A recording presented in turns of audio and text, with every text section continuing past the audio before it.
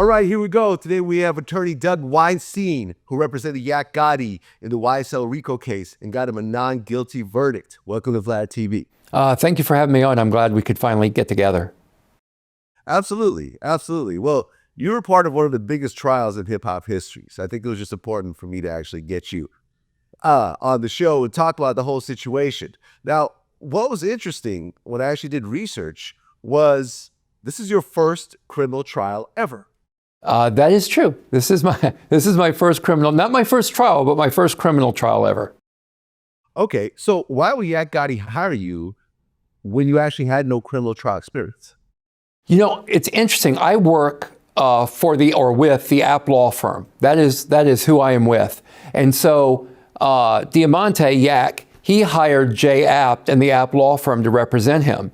I recently came on board the App law firm, and I was, when this case started, heavily involved in going through all these terabytes and terabytes of discovery. And just the way it worked out is my knowledge, I guess, was so deep that I ended up, instead of kind of sharing the case together, and we all did work on the case, but I ended up being pretty much the primary attorney responsible for going to court, doing all the work. So it just circumstance. And we developed a very good relationship, and I think that helped. Okay, so I want to give a little bit of the backstory on the whole case. So as we talk about it, it kind of makes sense in terms of what happened before. Now, you obviously were not involved in any of this back in 2015. No. But these are the events that kind of led into the RICO trial. So right around 2015, YSL and YFN began to have a beef. Now, the origins of the beef is a little murky. Some people say it's over the signing of Rich Homie Quan. Other people say it was over an altercation between Shell Kell and Lil Woody. But ultimately, it led into an event that happened on January 10th. But eventually, it led into a situation where on January 10th, 2015, Donovan Nut Thomas was murdered in front of a barbershop. Right. Now, according to the prosecutors, this was actually orchestrated by Young Thug. YSL Woody was the one who got the car, and they said that Yak Gotti was the driver in the actual murder. After the murder occurs, 2 other people were shot, and according to Nut's brother, as Nut was dying, he said, Young Thug had me killed. So, a bunch of nonsense goes on after this. A bunch of shootings, they say 4 murders, Hauser getting shot up, and so forth. And this actually leads up to the situation where RICO charges gets filed. Young Thug and 27 other people get arrested, including Yak Gotti in a 56-count indictment. Right. Now, Yak Gotti also faced additional charges because he was there when Young Thug got arrested. So he was facing 12 counts, including racketeering, murder, guns, drugs, and street gang participation. Is that fairly accurate? That's fairly accurate. I would say 9 counts. He was facing 9 counts, but it doesn't matter. 9, 12, he was facing a lot of counts. And a lot of counts related to being at Young Thug's house when the police raided the home. Okay, now when Young Thug's house was raided, they found, I believe, illegal guns as well as drugs as well? They found the machine gun, they found drugs, they found some other guns. So yeah, they found all those at his house. His house was a party house. And that doesn't necessarily explain a machine gun, but it explains the drugs, explains the drink, or the cough syrup that was there. Now, was Yak Gotti charged with those things as well? What happened was when investigator Viverito went into the house, she said, and there were a lot of people in the house, she said, put everything in here on those folks that have priors. So they charged Young Thug, they charged Yak Gotti, my client, and they charged Duke Martinez-Arnold with everything that was in the house without any thought. They just put it all on them. Okay, so how soon after the arrest does he actually hire you? Shortly there, I would say within a month. Okay, so now you're his client. What were some of the initial conversations like? You know, it's interesting because, as you say, why did he hire me? And he didn't hire me. He hired Jay Apt and the Apt law firm. So I went out to visit him at Rice Street, where he was, and I got a bit of an icy reception in that, like, who are you? Which does happen sometimes, right? And his attitude toward me wasn't a lot different than other clients that I first meet. In other words, I don't know who you are. I understand you're with the App law firm. I don't know if you're someone who I can trust. So our relationship probably started, as it does with a lot of clients, a little cold, and then it warmed up over time. Well, there's a lot of different charges. There is gang charges, there's drug charges, there's gun charges, but really it's focusing on the murder. So why do you think they didn't do a murder trial as opposed to a RICO trial? Well, God knows the last place I ever want to be is in Madam DA Fani Willis's head. But if you're going to put me there, I can only go by what the Prosecuting Attorney Council of Georgia says on their website and in their presentations to other prosecutors, which is that if you bring a RICO indictment, you're allowed to tell, quote unquote, the whole story. So I'm assuming they brought a RICO charge and a RICO count because they were allowed to bring everything in that they wanted to. A lot of the rules of evidence go out the window if you've got a RICO charge in there. Also, Fani Willis had been very successful, I guess she would argue successful, in a RICO trial against the public school attorneys in Atlanta just a few years earlier. So probably having seen some success there, she wanted to use RICO again with all of these guys. Okay. Now, everyone gets arrested and nobody's given bond. Did that surprise you? Did that surprise you at all? Well, it surprised me in the sense that if the judge is following the law of Georgia, what are called the Ayala factors, a lot of these guys should have gotten bond. So yeah, it surprised me that, at least in my view, the judge was not sticking to those Ayala factors and giving these people bond who really should have gotten bond. Okay, so after everyone else gets arrested, Gunna actually turns himself in. Right. And he's charged with a RICO as well. Did that surprise you? No, it didn't surprise. Look, in Georgia, almost anything can get you charged with RICO conspiracy the way the law is written. It is incredibly broad. So was I surprised that she used this tool against everybody that she possibly could? No, I wasn't surprised by that at all. Are they guilty of RICO conspiracy? No, they're not guilty of RICO conspiracy. Well, yeah, out of every one of the trials, it seemed like Gunna was really not really part of it. He seemed like the least involved in anything that could potentially be criminal. Like, he was just an artist that happened to be there every so often. So he gets locked up, and then he essentially is the first one to plead out. Yeah, he pleads out very early. If he's the first one, I can't recall, but he pleads out it may be the first, very early in the case. Exactly. There may have been a couple other people, maybe, but he was by far the biggest high-profile person to actually plead out. And he entered an Alford plea deal. Yes. Now, this is a little complicated because you're not really admitting guilt, but you're accepting the charges. Explain what that is. I promise it's really not that complicated. It's a way of pleading guilty essentially without accepting responsibility, where you say, look, I don't believe I'm guilty of this stuff, but I believe if it were to go to a jury, the state could probably put on a case where I might end up getting convicted. So it's in my interest to go ahead and plead guilty. And that's all it is. Well, he pleads guilty and he stands in front of the judge, and the judge asked him, is YSL a gang as well as a record label? He says, yes, ma'am. And have you seen YSL members engage in activities in furtherance of the gang? Yes, ma'am. Yes, ma'am. Yes, ma'am. Now, from what I understand, everyone else who took this plea had a very similar set of questions, but his was actually videotaped and released to the internet. Well, let me speak freely on that, and I pretty much speak freely on everything. First of all, I want to clarify something, and I won't correct you very often, but when it's important, I will. In this case, it wasn't the judge reading those questions. It was the DA's office reading those questions. And it's the DA's office that puts those together. And as you say, a very similar set of questions. And if you want to walk out of jail, if you want to walk out of Rice Street and not spend Christmas there, and what turned out to be the next 2+ years of your life there, you better say yes to those questions, no matter what they are. So yeah, he said yes to those questions because what choice did he have? So that's basically what happened there. Now, Why is there a camera in the room? I have to tell you, we're all down in courtroom 1C on the first floor, because that's the one that's big enough to accommodate all of us. Judge Glenville's normal courtroom is up in, I believe, 7F or 8F. He's up on the 7th or 8th floor. And the pleas would take place up there. And what happened would be people would just kind of disappear. You know, they're just not there. Or court would be delayed and we would not know why. So we didn't know this was happening. None of us, none of the other defense attorneys knew. Somehow a reporter knew. I believe it was Mark Winnie, who seems to have a relationship with the DA's office. So the DA tips him off.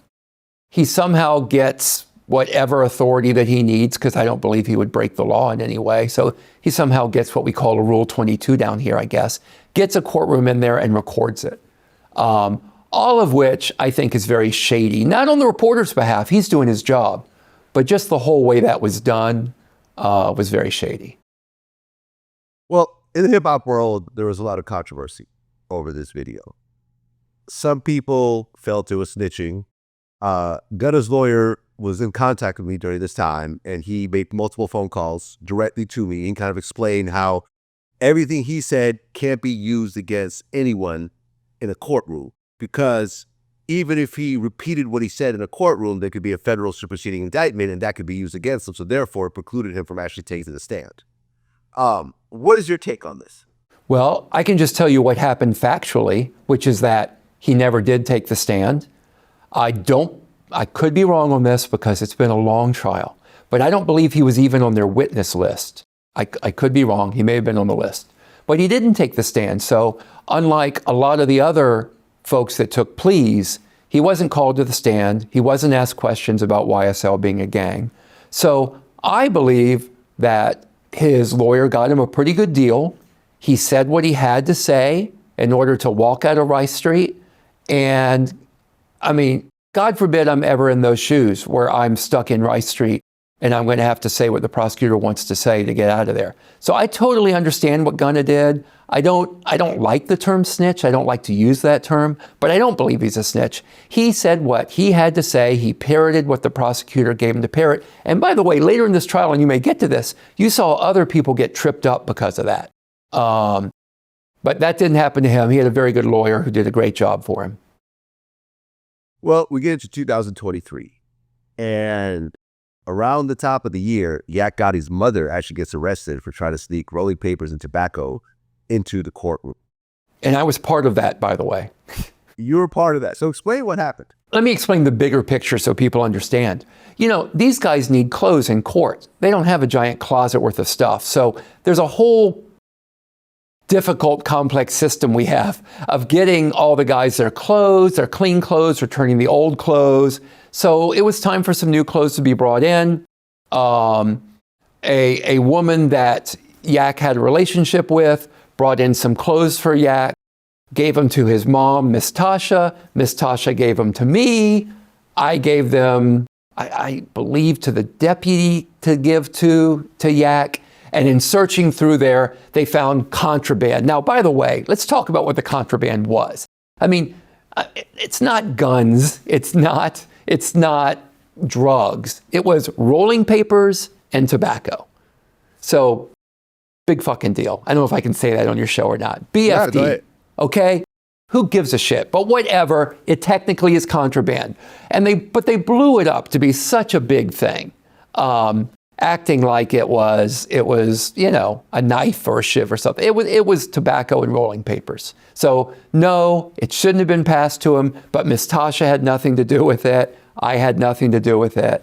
It was an unfortunate circumstance. So was she actually arrested? She was. She was arrested. But I believe that Kayla Bumpus represented her and got all the charges dropped, I think. Which they should have been. Okay, because that happens, and then in open court, one of the YSL co-defendants, Khalif Adams, tries to give Young Thug a pill right there in open court, and then that gets caught, and then, you know, ends up being a big hoopla. And I thought that almost set the stage for the type of circus that we were going to have for the next couple of years. Yeah, the I guess it did. I mean, what set the stage for a circus is putting 14 people on trial all at the same time instead of severing us out into an easily manageable group of people, like the feds would have done. So that's what set the stage for. But yes, it was a bit of a circus. There's no doubt about it. We had the attorney arrested for having drugs, which were drugs that were prescribed to him. I mean, that was crazy. I mean, there's so many crazy moments. Well, yeah, one of the defense attorneys, Nicole Fegan, who actually represented one of the co-defendants, it's Aquarius Mender, she got arrested herself on charges related to a 2022 gang shooting, where I guess she tried to tell the alleged gunman to get rid of the murder weapon, and then she gets arrested. Whatever happened to her? I'm not sure what happened with that charge. I mean, it's an allegation. I have not looked into it. I don't know the basis of it. I know that Nicole Fagan's a great attorney, and I have trouble imagining she would have done what they say she did. But I don't know the resolution of that. Okay, so this whole circus is happening, but then we hit the climax on July 1st, when it was found out that there was a secret ex parte meeting that happened between the judge, the prosecution, and Lil Woody. Yeah. Did you know that this meeting happened before it actually happened, or as it was happening, or did you find out afterwards? So 4 defense attorneys, including Brian Steele, and I was one of them. So myself, Brian, and 2 other defense attorneys found out at lunchtime after this meeting had occurred that it had happened. And we found out basically the substance of the meeting, and we were shocked and appalled. I don't have enough adjectives to explain how stunning it was that happened, and that we weren't informed that it happened. So we found out after the fact. Okay, so how did you find out? I'm not going to say who told us. I think it's pretty clear who told us. But we were told about the meeting by someone that was in the meeting, and that's how we found out about it. And obviously you saw Brian Steele confronted the judge about that. Okay, I mean, was it Woody that told you guys? I'm not going to tell you who told us. You're not Sorry. going to tell me. Okay. Sorry. But this was the real big thing, because wasn't the judge demanding that Brian Steele tell him who told them? Yeah, this was what was that day. Well, I will never forget that day, because first of all, if we learn about this totally inappropriate ex parte meeting, Brian Steele confronts the judge about the meeting, wanting to find out some details. Instead of the judge responding to the allegations, which are serious, raised by Brian, all the judge wants to know is who told you? Who told you? Who told you? And Brian Steele's like, I'm not telling you that. And it's more like, I don't know, a kid that gets caught because someone told the teacher the kid had the hand in the candy jar. And instead of focusing on that, it's who told you. The whole thing I couldn't get over. Well, yeah, because when Brian Steele wouldn't tell the judge where he got the information, the judge actually had Brian Steele arrested. He did, right there in the courtroom. How shocking was that to see that? A couple of things that I think your viewers need to understand about Brian Steele. I have practiced law for almost 30 years. I was a partner at Jones Day, one of the 5 biggest firms in the world. I've litigated against the top law firms all over the country, California, Texas, everywhere, Virginia. I've met a ton of lawyers in my career. I don't know any attorney with more integrity than Brian Steele. So to see Brian Steele get arrested for a contempt of court, someone who is incredibly courteous and deferential to not only the court, but his fellow attorneys, both on his side and on the other, to see him get arrested, yeah, shocking is, again, I don't have the proper adjectives for it. Right. I saw a lot of interviews with other high-end lawyers, and all of them were saying that arrest was ridiculous, that this should never happen from the judge. No, it should have never happened. The judge conflated civil contempt with criminal contempt. It was just it was just a mess. And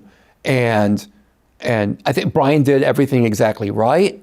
And fortunately, the GACTL, the Georgia Criminal Defense Lawyers Group, came in to defend him. The strike force came in with Ashley Merchant to come and defend him in that case. Right. Ultimately, he was dropped.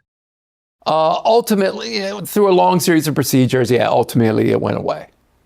Right, but he actually offered to do his time with Young Thug in a cell going over the case. Yeah, because he was sentenced to 10 weekends in jail, and he said, he has two big quotes, I think, from that. One is when the judge said, I'll give you 5 minutes for you to decide if you're going to tell me who told you. And Brian Steele's response was something to the effect of, I don't need 5 minutes, which is on the back of some T-shirts floating around Georgia right now. My wife has one.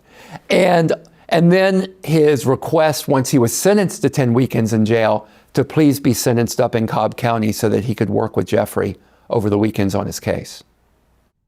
Well, ultimately, Judge Glenville was recused from the case. He was. Do you think that the case would have went differently if Glenville was on the case throughout the whole trial? You wouldn't be talking to me right now. I would be prepping for my next week in court this weekend. We would still be in trial if Judge Glenville was on the case. I would estimate that we would be in trial through probably about June or July of this year if Judge Glenville was still on the case. Okay, so now we have a new judge. Now, what's different with the new judge than the old judge? What's the same between the new judge and the old judge? I guess they both wore robes. The new judge, first of all, I have great respect for Judge Glenville. Judge Glenville has a fantastic reputation from the bench. Judge Glenville served his country. He was a one-star general in the JAG Corps. He was overseas. Prior to this trial, his reputation was nothing except for sterling. Something happened in this case, and I don't know what it was, where he clearly, and it took me a long time to see it, and I caught hell on social media for taking so long to see it, became biased against the defendants and toward the prosecution. What we got instead with Judge Whitaker was a judge who followed the law. She followed the law in her evidentiary rulings. She followed the law on how a prosecution should present its case, on providing us with notice of witnesses and what evidence was coming up, and who, I don't want to say held their feet to the fire because that makes it sound like she was unfair, but just acted fairly toward all parties. Did she always rule in my favor? No, she ruled against me plenty of times, but I always knew on her rulings that even if she ruled against me, she did it because that's what she felt was the right decision under the law, and it wasn't from any bias. So I have nothing but praise for Judge Whitaker. Now, Yak Gotti never took the stand during the whole trial. He didn't need something to. that was established? Well, I mean, you don't need to, but some people still take the stand because they feel they're innocent. Well, he was certainly innocent and felt he was innocent, but there was still no need. I don't mean to argue with you. He still felt no. I don't want to make it seem like he should have taken the stand, but he didn't. We're not required to take the stand. And frankly, the state didn't put up a case where I needed to put anyone on the stand. Their case was shit. Well, a few people took the stand and you cross-examined them. One of them was Lil D. And I guess he actually admitted there was a false accusation against Yak Gotti. He admitted to having lied on Yak Gotti when he'd been interviewed by the police. And I believe, and forgive me because it was a long trial and I may get some of this mixed up, but I believe he's the one that said, when I confronted him and basically scolded him, I intended to be more harsh, but someone said I came across as a disappointed dad. He said, Yak never showed me anything but love. So a lot of these, you have to understand how terrible Rice Street is to fully appreciate why folks would lie and tell detectives and investigators what they think they want to hear in order to avoid Rice Street. And that's what happened with a lot of these guys, which, of course, I'm not the one that was locked up for 2.5 years like Diamante. So it's easier for me to forgive, I think. But I get why they did what they did 10 years ago. and I don't hold it against him. All that I care about is that they got on the stand and told the truth. Well, the star witness in this case for the prosecution was Lil Woody. And Lil Woody had a lot of evidence in interrogation rooms where he's putting the murder on Young Thug, he's implicating a lot of different people and so forth. So when Lil Woody took the stand, you actually cross-examined him. I did. What was your experience cross-examining Woody? You know, this, so I spent a lot of, I feel like I know him really well because I don't know how many scores of hours, I mean, I don't know, 50 hours? I watched his interrogation interviews over and over and over again. I knew everything about them. He had 5 or 6 interviews with the police back in 2015. And so I had a very long cross-examination prepared for him. But when he got up on the stand and he didn't say what he told the police, instead he told the truth, which is I lied to the police, I finessed the police. Basically, I would say anything to not put on that blue uniform of Rice Street. And then I had Max Short do a cross before I did my cross. Anyway, I threw out my entire cross-examination that I had prepared meticulously of Lil Woody. And instead, what happened was I saw him in some YouTube video where he was talking about finding God and how that changed his life. So my approach was, how do I explain to the jury that, yeah, maybe Woody was lying then in 2015, but he's telling the truth now. How do I explain that? And so I did an unusual cross in that I asked him a lot of open-ended questions and I let him just talk, which you're not supposed to do on cross. And I gave Woody the opportunity to talk about finding God, testifying truthfully now, partially because of that, lying before and finessing the police. I let him explain himself. And that's how I handled him. But I also treated him, I think, humanely, which the prosecution didn't treat him humanely. He says that himself. So that's my cross of Lil Woody. Well, right, because at one point he was deemed a hostile witness. True. Explain what that is in legal terms. You know, you're not allowed to ask leading questions of your own witnesses. So he was the state's witness, but he was being very uncooperative with the state. So simply put, if your own witness is being uncooperative with you, you can ask the court for permission to treat them as a hostile witness and then ask them leading questions. So it was the opportunity for the prosecution to ask him leading questions. It wasn't that he was hostile like he was physically violent with them, but hostile in that he wasn't cooperative. Do you think if Woody, instead of doing what he did, got on the stand and repeated all the things that he said in the interrogation rooms and basically said, yes, Young Thug hired me to kill Nut. Yes, YSL is a gang. And here's all these other activities that I was involved with and so forth. Do you think that the outcome would have been different? First of all, I'm going to clarify something, and that is, while I'm not Jeffrey Williams' attorney, all of us got very close in there. I don't believe in any of those zillions of hours of interrogation video I watched. That was he so specific about Young Thug ordered me to kill Peanut. But he did say Young Thug was involved. Would the outcome have been different? I don't think so, only because our cross-examination would have been different and we would have continued to show the inconsistencies in what he told the police in 2015.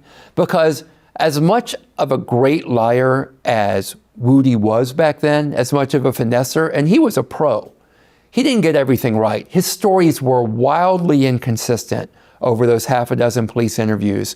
He doesn't even bring up Young Thug and the people that he alleged back then murdered Peanut until his very last interview. So I don't think the outcome would have been any different. I'm just glad he got up there and told the truth and not those lies. Well, do you think by that time, and every day this was becoming Georgia's longest running criminal trial ever? Yeah. Right? Yeah. Ultimately, it was what, 2.5 years? 2.5. Well, the trial itself was 2 years. 2 years. They were locked up 2.5. Did you personally see the jury start to turn against the prosecution just out of the frustration, out of the whole thing?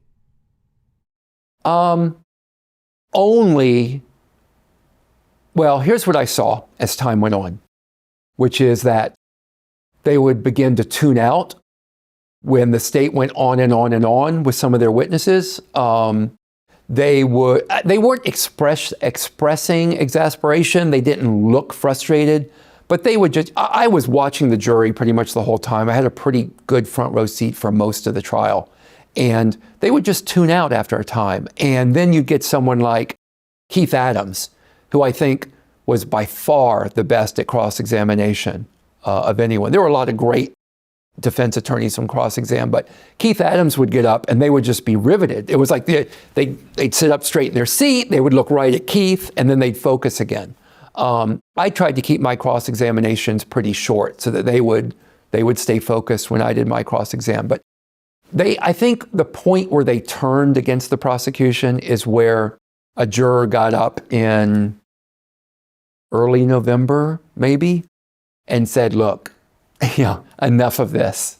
Enough of this. I'm biased against the prosecution by this point. And I need to go back to work. I miss my job. They dragged this out. He didn't say this, but they dragged this out for too long.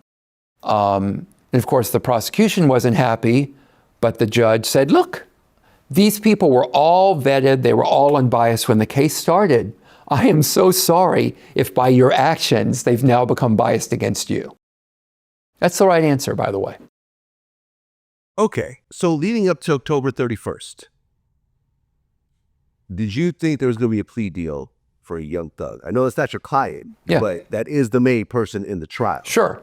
Did you see things start to move and shift where it's like, oh, okay, the prosecution is finally going to offer some sort of plausible plea deal where he would take it?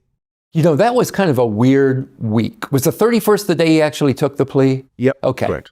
That was a weird week leading up to that, because if you remember right, that was when the judge basically recessed the trial and encouraged everyone to go into negotiations while she decided on whether or not to make a ruling on a mistrial. So that lit a fire under the state to get them to be more reasonable in their plea negotiations with us.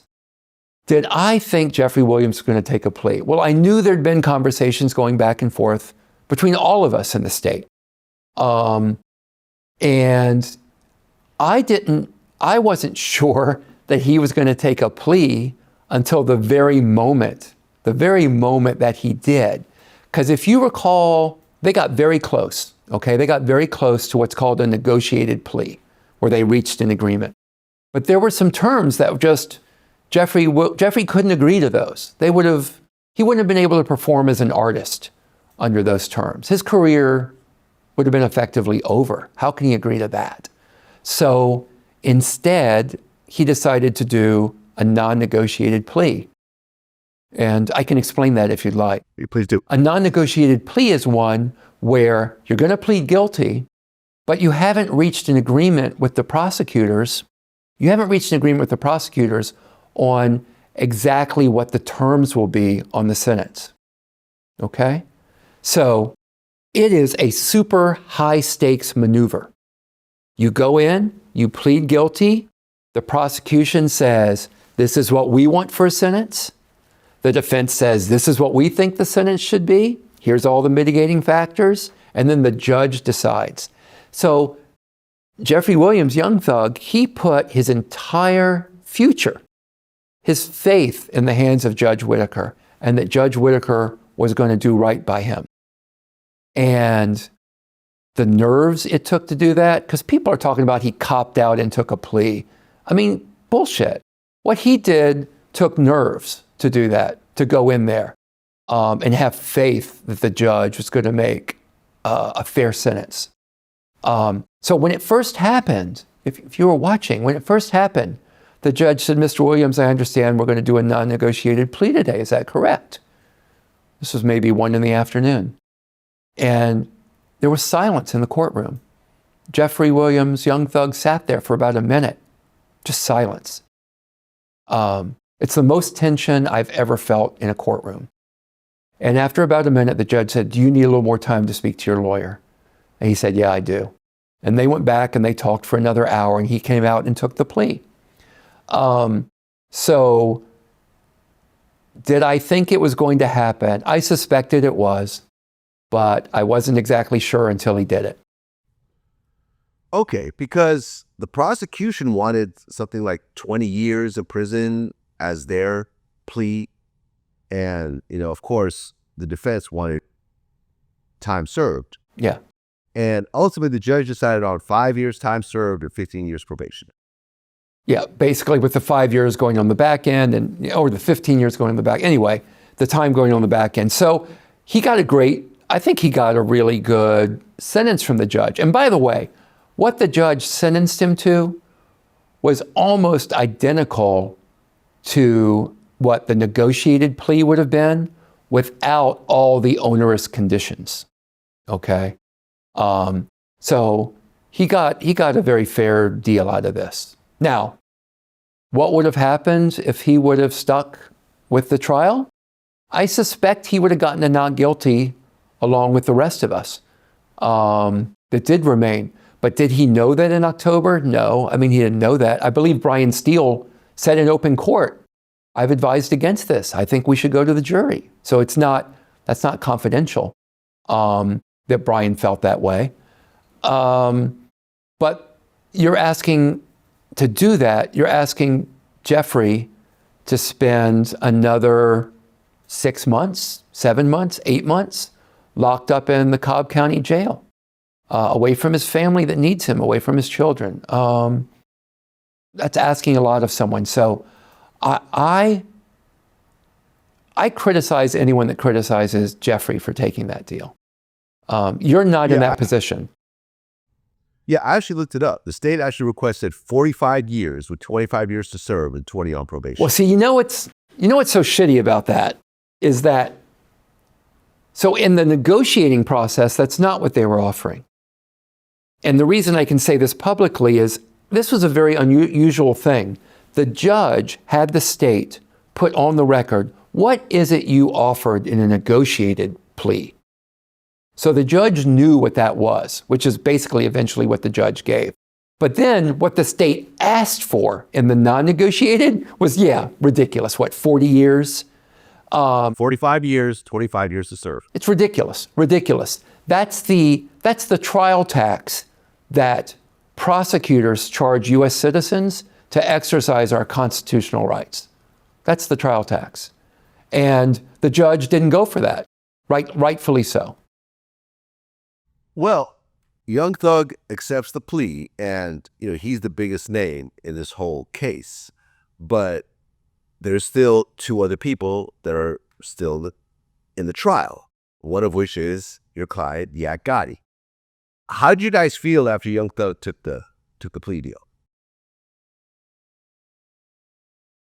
Like, I won't really speak for Max Shart, but I think he felt the way I did, which is we have now inherited a ton of work because we had defense attorneys and teams of defense attorneys for 6 different defendants, all working together, all sharing the load, all backing each other up. And what we were looking at was all of a sudden now, for example, there were a bunch of allegations against Mr. Huey, right? He had pled out. He was represented by the Matthews, Karen and Matthews and his son. Everything about Mr. Huey, his attorneys, Mr. Matthews, knew it. They were prepared to cross those witnesses. They knew all the facts. But now, with only us there, we were going to have to get up to speed on all of that. We were going to have to be prepared to cross all those witnesses. So we inherited, even though the defendants went away, the allegations against those defendants did not necessarily go away. And at first the state said, well, we're still going to present our whole case. We're still going to present all that stuff against Mr. Huey. We're still going to present all that stuff against some of these other defendants. So we were looking at an avalanche of work. The good thing was all the other defense attorneys told us, look, we're here. We're going to back you up on everything. Any help you need, we're there for you. But we were looking at a lot of work. Well, Was Yak Gotti offered a reasonable plea deal at the same time the Young Thug was, or not really? I don't think it was reasonable. Maybe one could argue that the time served was reasonable, but they wanted him to take responsibility for the death of Donovan Thomas. And Yak had nothing to do with Donovan Thomas's death. And he was firm. I'm not pleading guilty to something I had nothing to do with. And that was it. That was the stopper. That's why we couldn't reach a deal. Okay, so was he offered time served if he admitted to the murder? No. He would still have to serve time in prison. But he said to me, I have faith in you. You can do this. I think we're winning. Let's do it. Let's take it. Let's take it to trial. Let's take it all the way to the jury. Okay, so what specifically was the plea deal for Yak Gotti? I believe that they were offering him, 15 years to serve. I don't remember the total number, but it was 15 years to serve. And he'd already been in there 2.5 years. With probation, he'd probably be in prison another, 8 or 9 years of prison time as he was looking at. But honestly, the main stopper was just a principled decision that he was not going to take responsibility for Donovan Thomas's death when he had nothing to do with it. Okay, so Young Thug walks out of jail. Yak Gotti and Shannon Stillwell still have their trial left to finish. But right before we get to the end of that process, a video gets released of Yak Gotti in an interrogation room, actually multiple interrogation rooms, where he is mentioning various people like Young Thug and so forth. When that video got released, what was the effect with you two? For me, it just kind of pissed me off more than anything. I thought the individual that released it was just doing it for clickbait. I think it had partially or been previously leaked before. I don't recall. I think it had, but to bring it up again now was uncalled for, unnecessary, and I thought it was just a crappy thing to do. I wasn't happy about it. Diamante was more, it is what it is. Let's focus on the trial. Let's get to the jury verdict. Don't worry about it. Like, okay. Well, but right after it got released, Yak Gotti got stabbed in jail. Well, I don't know if it was related to that or not, but there was an altercation and he did get stabbed. If you're in Rice Street for 2.5 years and you're alleged to be in a gang, there's going to be altercations. And that's what happened with Diamante. That's what happened with Yak Gotti. Okay. So when he had other altercations in jail as well, right? He did. He did. That's why he's still sitting there. Right. There's like 2 or 3 different fights that happened. There was one earlier fight that happened that they're charging him with aggravated assault. Wow. Yeah. That's a felony, right? It's a felony that carries basically 20 years. Okay. Well, the trial continues, and then the verdict gets read on December 3rd. How nervous are you before this verdict? Extraordinarily nervous. Extraordinarily nervous. I'll tell you why. I was confident we would beat the murder charge. I was confident that we would beat all the charges related to the things found at Young Thug's house. We'd already won directed verdict on 3 of the counts there. So I was confident about those. And by the way, lawyers are rarely confident. We're pretty conservative people. I was worried about the RICO conspiracy, not because I thought we did anything wrong, but because the RICO conspiracy law in Georgia is so broad and practically anything can be RICO conspiracy. So I was worried about that. So yeah, I was nervous. Okay. And I watched the video, and at one point, you had your hand on Yak Gotti's back. Yeah. And they're reading, and then you hear the not guilty on all charges. How did you feel when you heard that? Ecstatic, relieved. You cannot sit next to someone in a courtroom every weekday, practically, for 2 years and not develop a close relationship with him. I mean, he's family to me at this point. He really is. And it would have torn me up inside to see him convicted on any of those counts. So relief probably at first, followed by joy for him. I didn't respond right away because Shannon Stillwell's verdict hadn't been read yet. And I would have felt like garbage if I'd have been jumping up and down and hugging him and then something bad had come in against Shannon. So I waited till Shannon's verdict came in and then we embraced. Well, right. So Shannon Stillwell was found guilty of gun possession by a felon, but everything else was tossed out. Right. Big deal. Right. And you said there were a lot of leads that were not followed or followed up on in regards to Donovan Thomas, and the trial was never going to get any justice for Donovan. That's true. And specifically, a lot of things related to Kenneth Copeland. Now, I believe the Kenneth Copeland of 10 years ago is not the Kenneth Copeland of today. So I have no problem to some degree trashing 10 year ago Kenneth Copeland, because I think all the evidence, Kenneth Copeland is the one that got in the fight at Club Crucial with Shell Kel, right? And I think actually that's where a lot of this came from, is that fight at Club Crucial between Kenneth Copeland and Shell Kel. There's a lot of bad blood there, and there's a lot of stuff surrounding that. So to me, all the evidence, I mean, the car that allegedly was in the drive-by was rented for Kenneth Copeland. The last person in that Infiniti is Kenneth Copeland. Who has a beef with Donovan Thomas's brother? Kenneth Copeland. Yak Gotti doesn't have any issue with Donovan Thomas. Yak Gotti could care less about Donovan Thomas.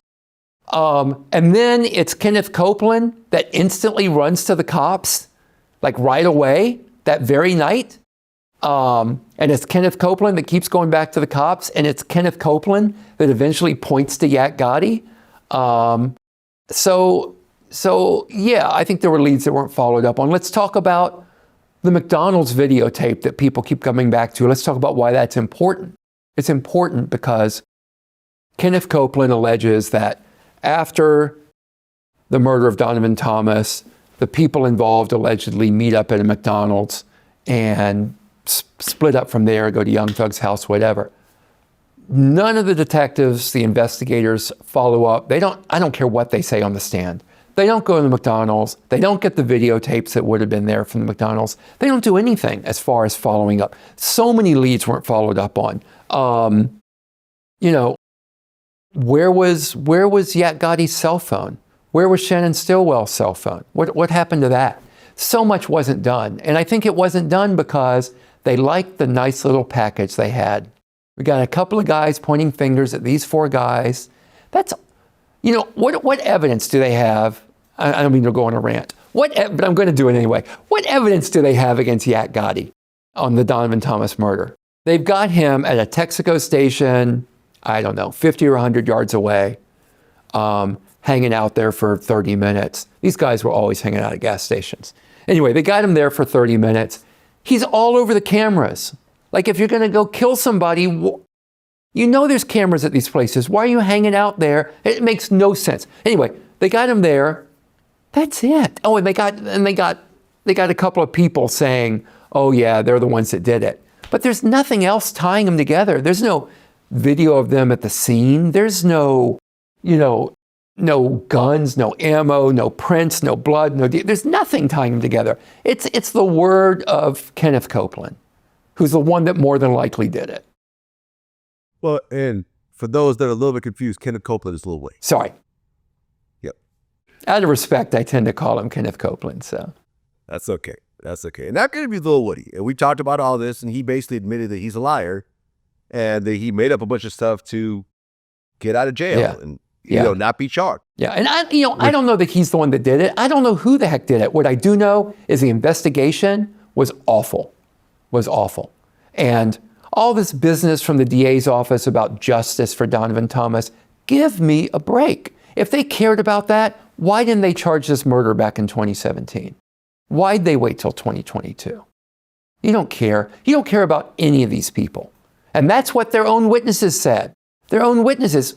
Lil Woody says that. I think he may have said it to you. DA never cared about me. DA never. Defense attorneys, they treated me like human beings. Talked to me in the hallway. Good morning. How are you doing? All that. We weren't doing it, for some motive. We're doing it because that's the way you treat people if you're decent. Well, Yak Gotti gets found not guilty, but he had an outstanding warrant, so he couldn't actually get released. He could not get, he initially wasn't released because he had charges from this fight in the jail on the ag assault. Then Kayla Bumpus, who's representing him on those charges, goes to a bond hearing to get him bonded out.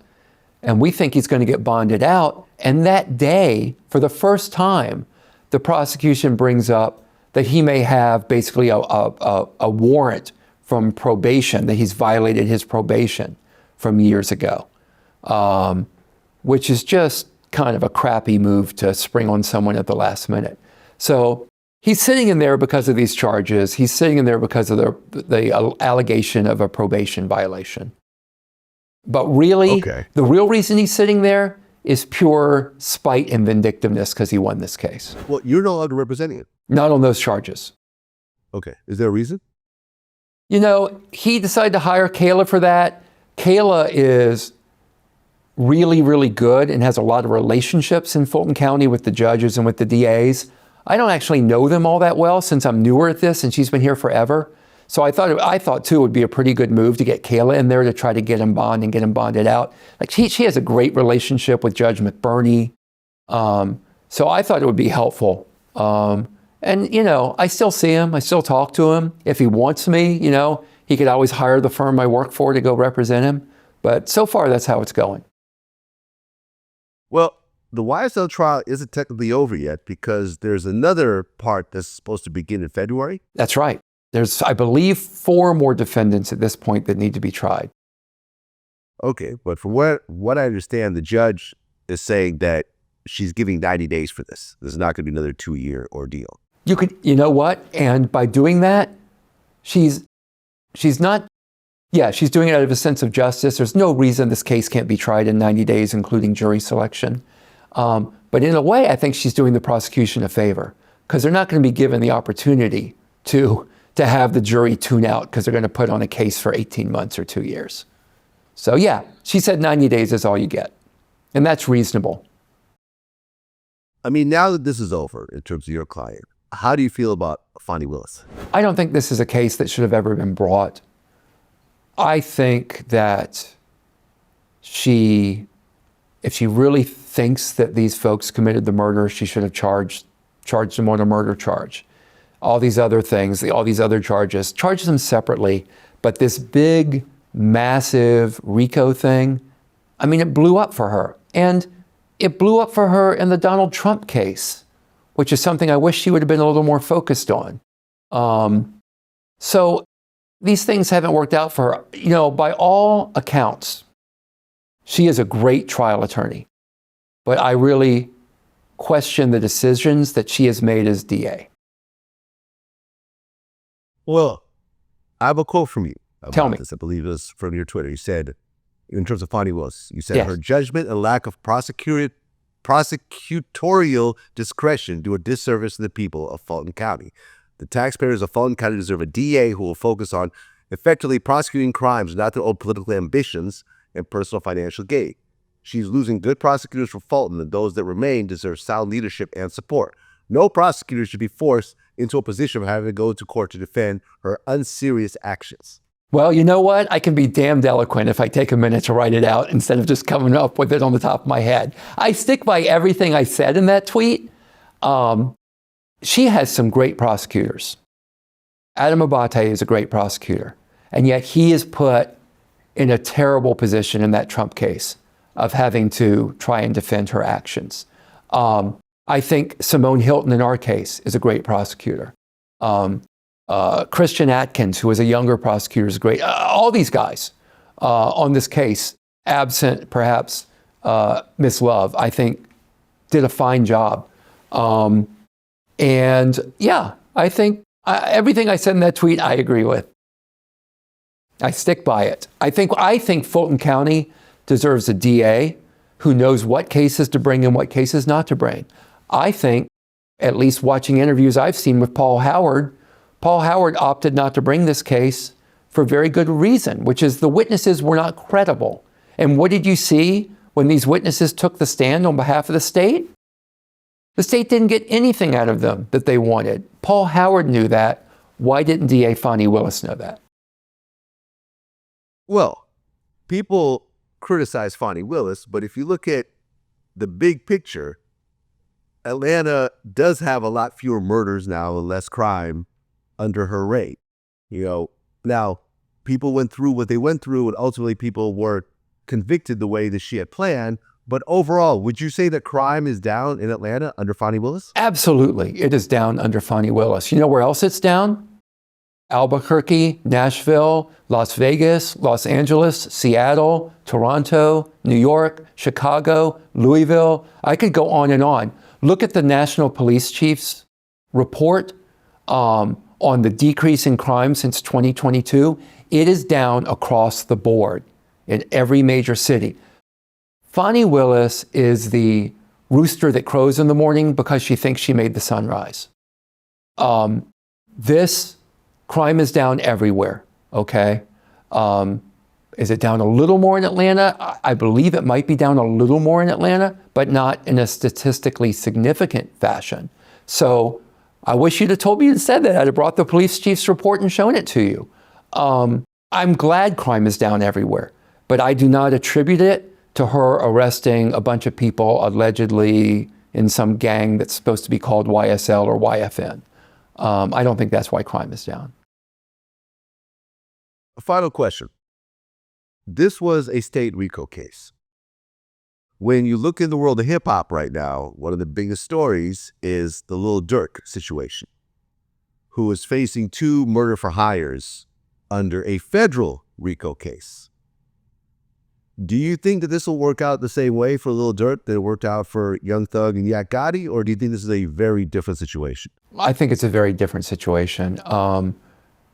I think that, first of all, the feds do not bring a case unless they have what they pretty much consider a slam dunk, and they've done a more thorough analysis than perhaps was done by the DA's office in Fulton County on this case. Anytime you face the feds, it is a major uphill battle. And if I had 6 terabytes of data in this case, I can't imagine how many terabytes they have in that case of discovery and evidence. So I think it's a different situation. Federal RICO is different than state RICO, although state RICO is broader. I think he has a much tougher battle than we had. Now, don't get me wrong. We had a terribly, terribly difficult battle. But his attorneys have some work cut out for them. Well, the other big RICO case is the Diddy RICO case, which I'm still trying to figure out how exactly that's a RICO. I think it is a RICO because I don't know enough about that case to speak to it. So I think I'm just going to lay off that case for now.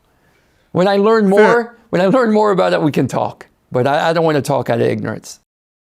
Fair enough. I mean, do you think that both state and federal prosecutors are just generally overusing the RICO?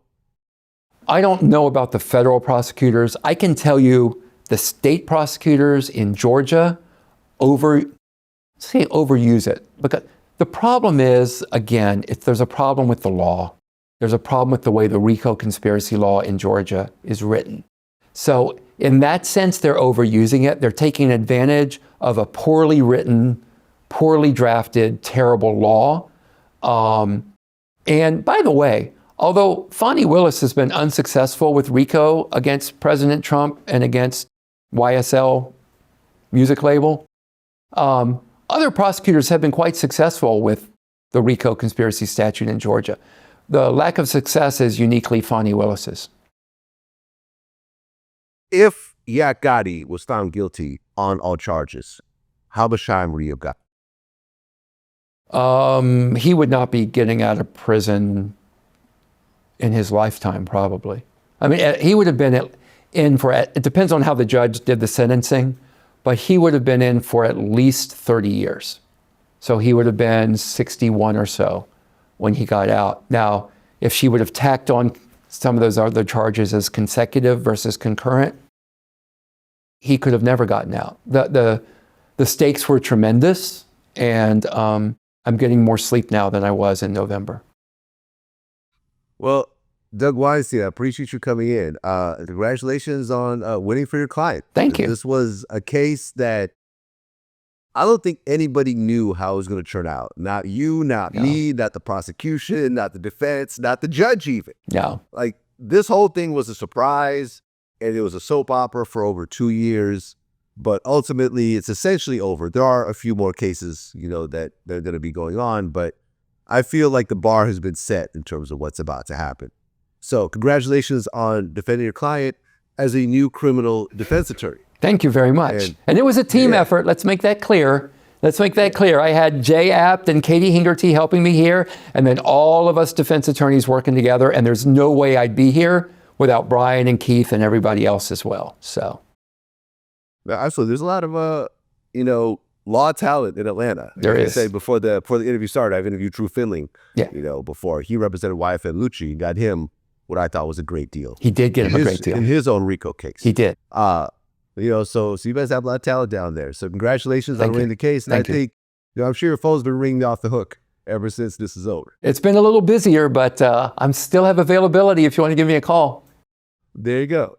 How much does it cost to get Doug Weinstein on a big case like this? Oh, like this? Shoot, I don't know if I ever want to touch another case like this.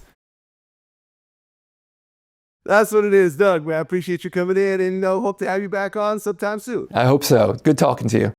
You as well. Peace.